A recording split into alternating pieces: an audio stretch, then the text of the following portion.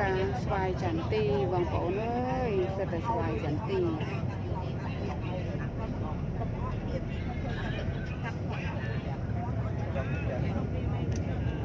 ស្ទឹងត្រែងខេត្តស្ទឹងត្រែងចំការស្វាយចន្ទីដាច់កន្ទុយភ្នែក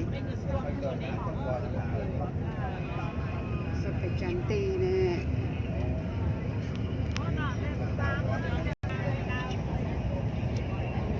ទេសភាពស្អាតណាស់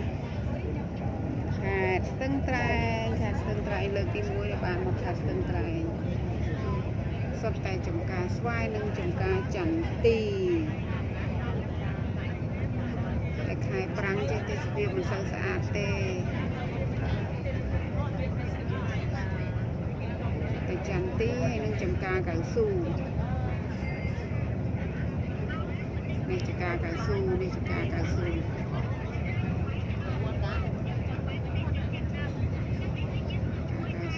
ចន្ទីដាច់កន្ទុយភ្នែកក៏ដល់ជើងភ្នំតែម្ដង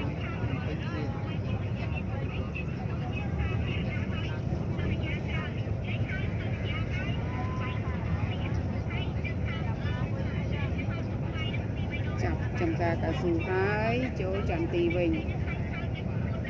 ចូលចន្ទីវិញចូលស្វាយវិញ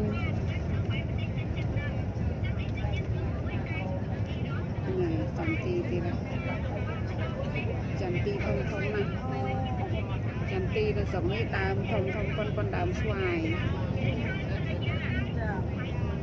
នេះពីមុនសិតតែជំរុកព្រៃណាបងប្អូនឥឡូវនេះមើលឃើញសិតតែ